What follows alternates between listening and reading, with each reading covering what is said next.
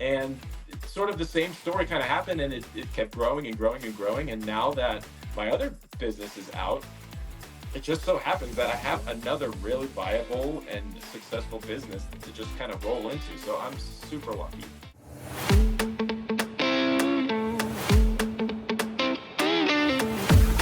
Hello again, everyone, and welcome to another edition of Behind the Small Business Podcast. My name is Kevin Dandino. You might be sick of me, but that's okay because we always have a new guest here every time to offset the same host. And that's okay. We're going to have a great time. We have another fantastic guest here with us today, Brett Newman. We'll introduce him here in just a second. But first, a couple things to remind you of. This is brought to you by Centennial State Insurance Agency.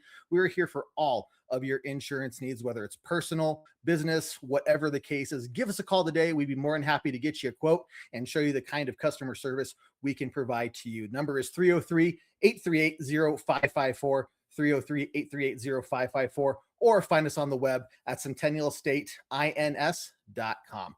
Also, open invitation for all small business owners to come on up here, introduce yourself, share your story, get some free publicity, no strings attached, and just be able to talk about yourself and your business so that other people can learn more about who you are. And that's exactly what we're going to do today with Mr. Brett Newman, owner of Newman Sauna Co. Brett, sir, how are you doing today? Doing wonderful, and I'm even better now that I'm here. Awesome, man. Love to hear it. Well, man, this show is all about you, not me. So introduce yourself, tell us about who you are, and just introduce your business too. Sounds good. My name is Brett. I am the owner, founder, and primary showrunner of Newman Sauna Company. We're a new and up and coming small construction studio. We do custom saunas and cold plunges, which are a very hot wellness trend right now, but also a long, and we'll talk about it, tried and true and tested health tool. And we work with customers and build 100% fully custom units to meet their needs. Every design element is addressed, and we get them exactly what they want, and it gets them out of the public gym sauna or lack of sauna in their life, and it brings it home for them to have a nice intimate space for them to share with their friends and family, or all in the quiet of their own of their own mind. So this is a business that I started out of my garage as kind of a side hobby, and it has blossomed over the last it was for a year and a half, it was a hobby, and for the last 6 months, it's my full-time job, and it has grown quite a bit, and I'm extremely proud of the business. Yeah. Well, I'm curious first, are you from Colorado? And what made you want to get into this kind of sauna business? So I'm not from Colorado. Both my wife and I are from New Jersey. We met in high school and then reconnected years later, and we moved out to Colorado in 2014. So we've been here for a while now. We live up in Conifer in the foothills. It's beautiful up here. A lot of mountain serenity. We've got land. We've got wildlife. It's wonderful. So we've got a really nice life up here. The sauna has always been something that I've always kind of had somewhere in my life, whether it was part of a gym membership or something that I just did kind of intermittently. I never had a consistent routine with it. But a couple years ago, and I've been an active, healthy guy my whole life. I played sports in college. I'm an active skier. I do a lot of hiking. And I stayed relatively healthy for my entire life. I was very lucky. And then I had a skiing accident a couple of years ago where I tore my ACL and had to have an ACL reconstruction, which it's a fairly routine surgery, but my body just completely, once I had the surgery, my body just completely broke down. I was sick for like 6 months straight. I had really horrible insomnia.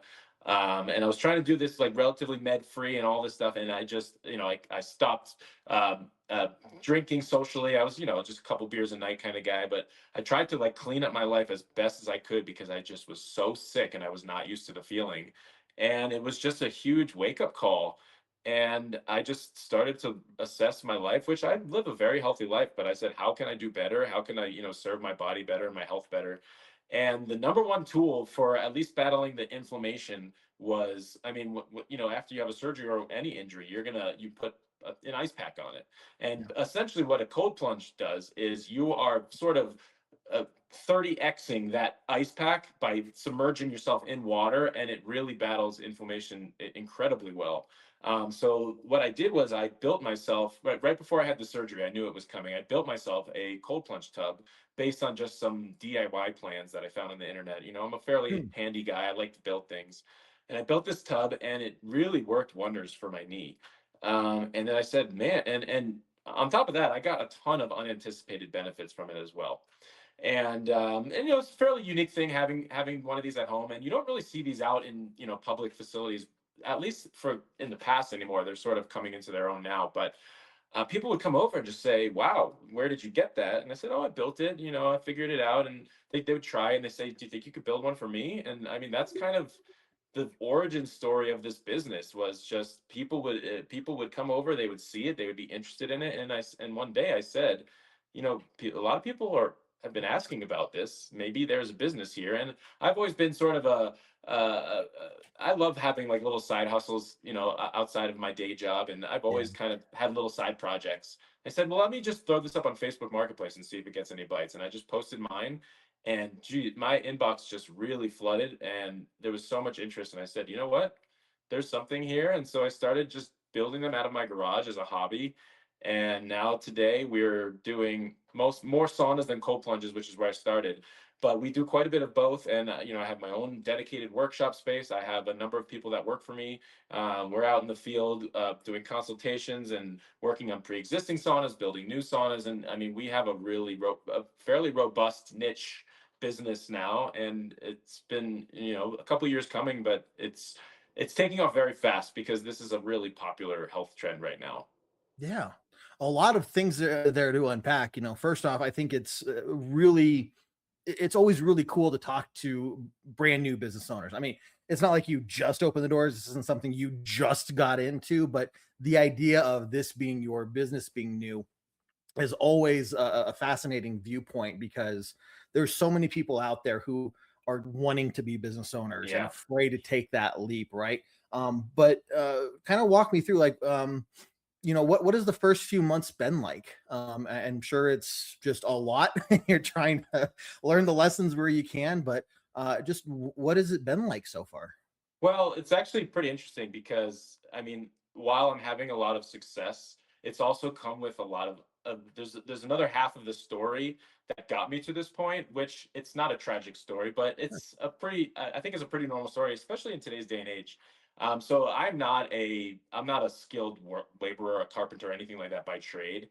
I for the last 15 or so years, I ran another business, Newman Translations. I was a Chinese translator. I would translate written translations for in the financial and legal space. I've been running my own business for a while, that business for a while, and I am the number one victim of AI. AI has put my business completely out. It's been supporting my family for the last 15 years, and in the Yeah. last 6 months, the business has went from my full-time job to zero. And so it was a really fast, steep drop off from being in business to having zero business. But you know, I'm definitely upset about that. But it was my own business, and it was the first business I started, so it's Yeah. really near and dear to my heart. But like I said, I've always kind of been having side hustles that you know, like so the way Newman Translations started was I was actually working in house for a large translation firm, a huge multi-billion-dollar company, Hmm. and I was working for them, gaining experience, and then I said one day, you know what, maybe I'll try like on the side a little freelancing.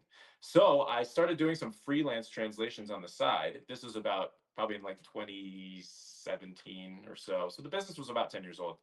But so I started building a book of clients on the side while I was working my full-time day job. I was doing freelance work at nights on weekends and stuff. And it just kept growing and growing and growing. And I kept working, I kept going with it. And my work hours increased, but I'm like, you know what? There might be something here. Same story with Newman Sauna. And one day I had so much business in my freelance job that I quit my day job and I started Newman Translations full time.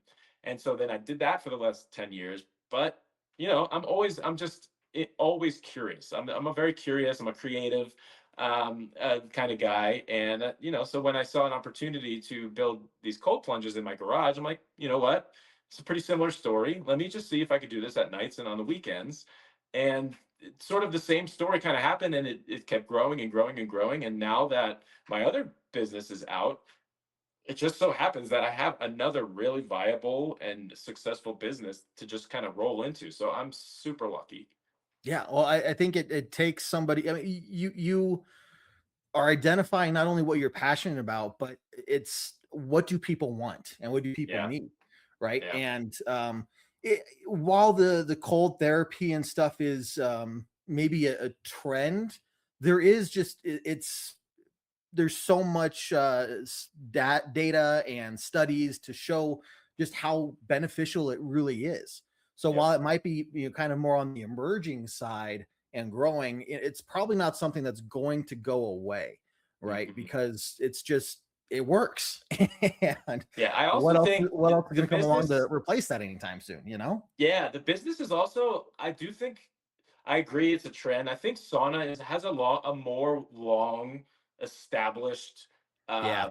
sort of cultural, like at least in like the Scandinavian countries in Europe, it really is embedded into the culture. And I think that's happening in the United States. The cold plunge, I think, is a little trendier.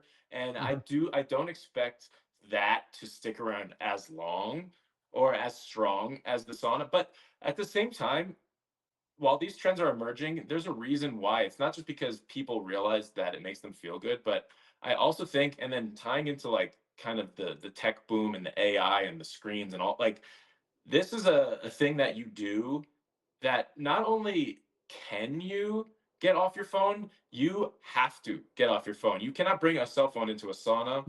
It will melt. You cannot bring it into a cold plunge because you're freezing your butt off and you're in the water. And Yeah. like, not only that, it gets you off the phone, but never do you feel so vulnerable, and in turn do you feel so human. You know what I mean? It Yeah. like really brings you back to like the core. It's just like the struggle of just like being a human, being in the elements. Like obviously a sauna and a cold plunge, these are manufactured environments, but they replicate the real world very much. So a couple technical difficulties, but what we were talking about, the whole mindset between the sauna and the cold plunge and these kinds of health things, getting people off their phone and making them experience life, right? You're talking about these extremes, and we're all so comfortable. Look, it's what 100 degrees outside. I'm not going out there. I want to be inside with the Yep. AC.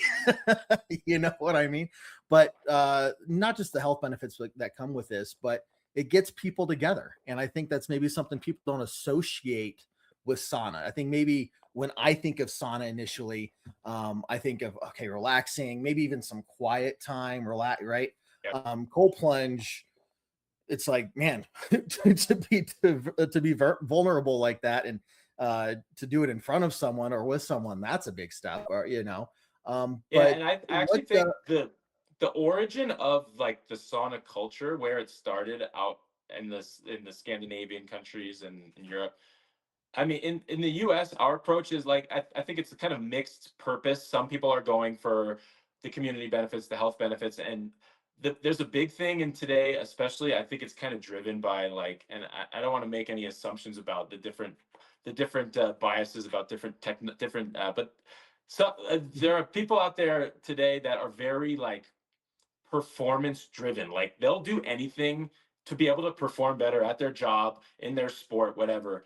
And they'll go through any tool to do it. And I think you get that more in this country because we're kind of more of a high anxiety, higher stress company country where you don't see that maybe as much in the Scandinavian countries where kind of this concept was born. And it was also hmm, kind of in a different world. But in Europe, I mean, this practice is all about community. I mean, you see these wow, huge hot rooms with just filled with guys and or filled with people, and yeah, that's their ritual is to get together in the sauna, and like that's a place where you get together and you're with your community, and that's how it yeah, started out. And I think that's what a lot of people are embracing. You do have like all the people that are going for the health benefits, which are 100% justified. And then you have yeah, the people who maybe don't need it, but they want to, you know, perform a little better at their sport or in their day job, just get a little extra edge. So there's a lot of reasons for doing it. But I think, in my opinion, and I think a lot of people are realizing that the community aspect of it is the most important aspect. And that's why you see a lot of these like cold plunge sauna facilities opening up, and they usually tie in like yoga and other sort of like mindfulness type stuff. But Right. it's all about the community. It's all about finding that third space outside of home and outside of work where you can go and connect with your peers, with your community, meet new people, exchange ideas. Like this is really the whole point, in my opinion, of creating these spaces is to get outside of your daily routine and just either bond or be creative or just who knows what can happen. Just be human and let your brain and your body and your connections do what they naturally do. And it's something that is hard to replicate just like in the everyday because you get stuck in routine, all that stuff. But Yep. when you intentionally put yourself in that space, you sort of let yourself just let go, and a lot of amazing things happen. And I think a lot of people are finding that, and that's why it's becoming so popular. For sure. Well, I think what I want to ask you next about is you're talking about this is the way you approach it, custom built, all that stuff. I think when people hear custom built, they think of two things. One, that sounds like a lot of work. I'm gonna have to be doing a lot of planning and figuring out. Mhm. And then I'm gonna have to be really specific with the guy to make sure that they understand exactly what I want. And this could be all complicated. And now we're talking about all this time and money. Like this can be expensive versus just going finding, a pre-built one somewhere, right? Yep. So, what's your approach to kind of like if somebody said, like, man, I don't, I'm already kind of scared about this custom built thing. Like, how do you Yeah. approach that, and how do you walk through a new customer through that process? Yeah, so there's a lot of customer education in this space because it's a pretty new space to most people. It's not like a kitchen remodel where you've been in a million kitchens in your life. So it's actually the process is really kind of like guided by me because I'm sort of telling them, not telling them what they want, but I'm helping guide them to what they want versus them telling me exactly what they need.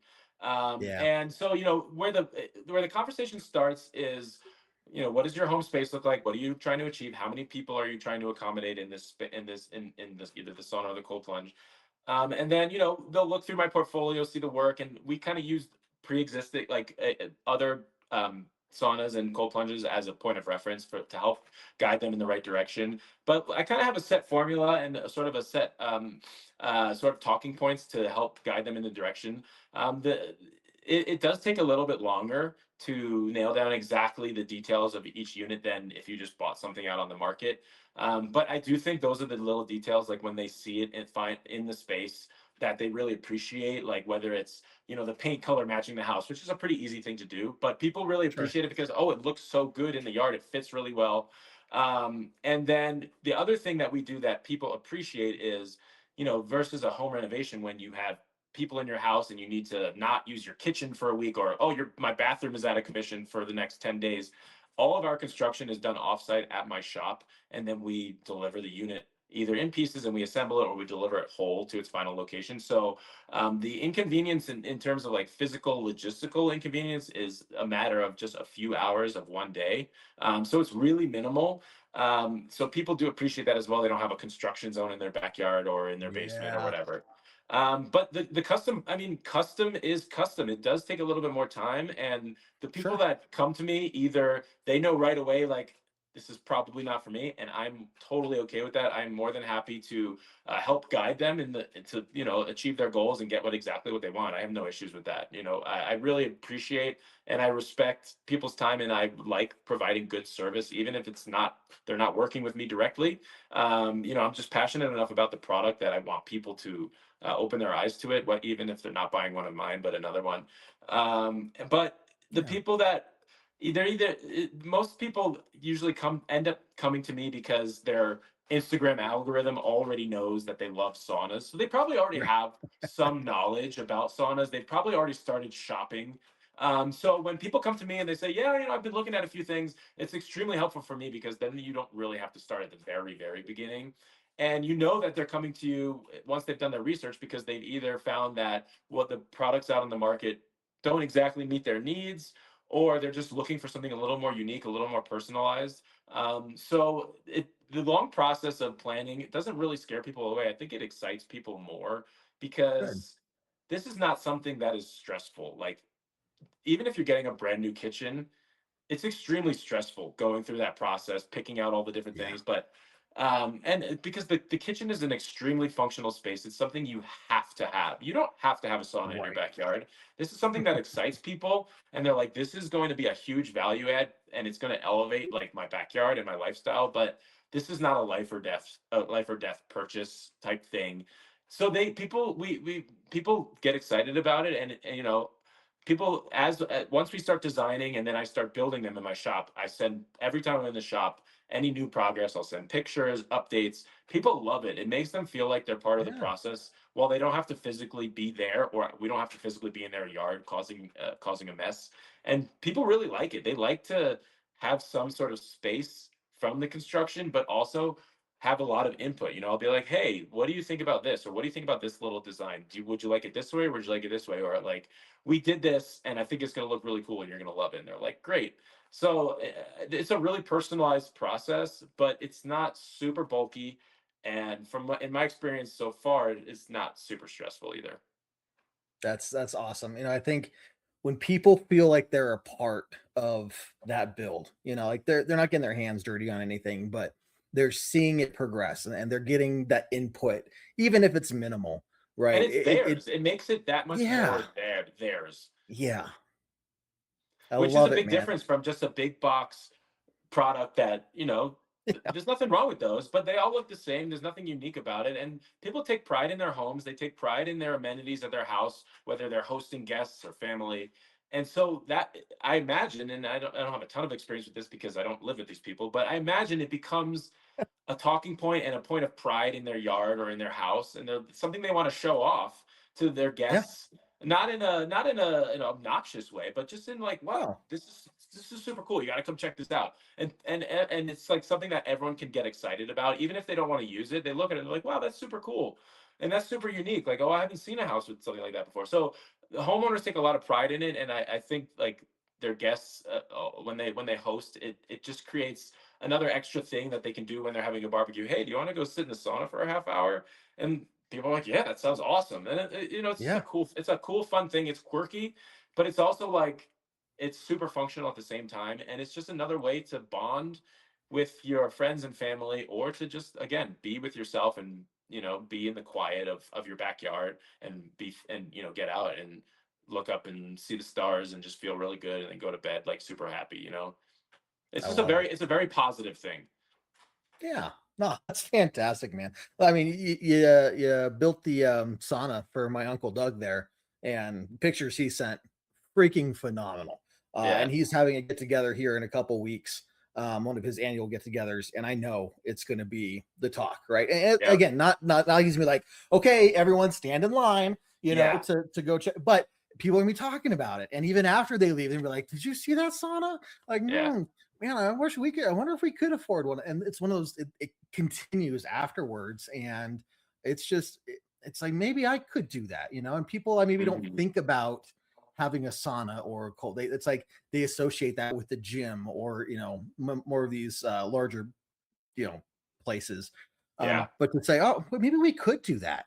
It And excites them because, like you said, it's their the home. cool How thing can I about make this it business, mine? the cool thing about the business too is like just like you said, like Yeah, the word of mouth marketing, and it works, is like very strong in this particular world. And I'm not looking I to bet. be the next multi-million dollar wellness company. I love being small. I love being community driven. I mean, I service, the Denver metro and beyond, but I consider myself a community business. We're small. We don't do a ton of volume, 2 or 3 units per month. But That's we still take a lot of good. pride in Yeah. it, and we kind of have a long we establish a pretty strong relationship with the customer because there's a lot of conversation, a lot of dialogue throughout the process. We'll be talking, several times a week for several weeks, or a couple months, or even longer, over this project. And it builds the excitement, and then people come over and see it, and we get a ton of word of mouth referrals because. Not because I don't actively market the business. The product sort of markets itself, which is really nice. People go to family gatherings and they see what someone has in their backyard. They're like, you know what? They try it and they say that might be something that I want to, start integrating into my life more regularly. And like, so it creates a really cool sort of like self-sustaining ecosystem for the business, which is really nice. I do a little bit of light marketing, but it's one of those things that it's a product, it's the type of product that it markets itself, which makes my life as an Yeah. operator a lot easier. And then it's also cool because people come to me super excited. They're like, "Hey, I just sat in one of your saunas and I'm so excited about it." And then like it just starts that conversation and that relationship on a really positive note, which just makes it so much more fun. That's fantastic. That's great, man. I definitely want to hear where you see yourself going. Because again, new business, all these things you're talking about, like you recognize the marketing, it's different, right? You're not going into it like here's what 95% of businesses do, and so I got to do it this way. Yeah.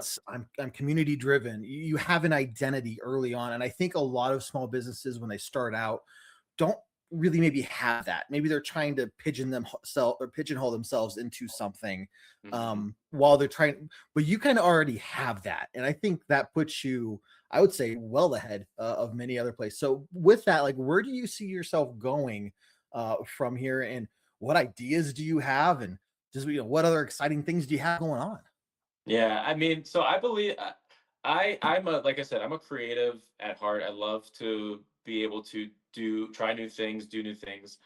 While I would love to continue building this business, I don't necessarily want to scale it in the traditional sense, meaning like I have like a 800 square foot workshop right now and it works well. It's tight. Yeah, I'm not looking to have a 20,000 square foot warehouse with 40 employees. I like staying small, like I said.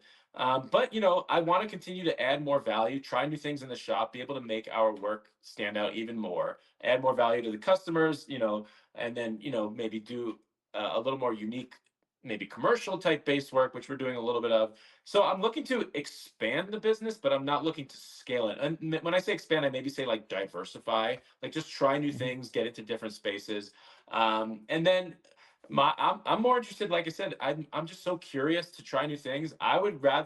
I'm looking to more diversify into different areas. Like I have a few partners, friends right now, potential partners into we're looking into maybe doing some sort of brick and mortar type space, a wellness space, okay, whether it's like a physical therapy clinic with saunas, whether it's a like a yoga studio with but something around like the contrast therapy concept. There's a lot of them out there. We would probably do something a little differently, maybe find like a niche like little community area, to make like sort of a community based facility. That's something that I would love to try. I've looked into, I don't know if you've heard of mobile saunas. So it's basically a sauna on like a oh, trailer that you could drive around and you could do like community events. So I mean, wow, the space is really unique right now. So like there are a lot of mobile outfits out there. It's like a sauna on a trailer, and they'll drive it to someone's house for like they'll rent it for like a private party, or let's say a run club is hosting like a trail run, and then the person will drive their sauna to like the parking lot, then everyone does the run, and then they'll go in the sauna after. Like it's a cool community based thing. And to be able to like have that in my back pocket and just like put it in the yard at my workshop and just like drive it out for community events, like town festivals, stuff like that would be super cool. I mean, that would really bring the community forward in terms of this business. You charge a little fee for people to use it, but it's not like a money focused business. That thing, it's really truly about bringing the community together, and doing something yeah, truly to just bring people together. So stuff like that, is always on my mind. I mean, obviously ideas take money, and sure, right, this is not a crazy.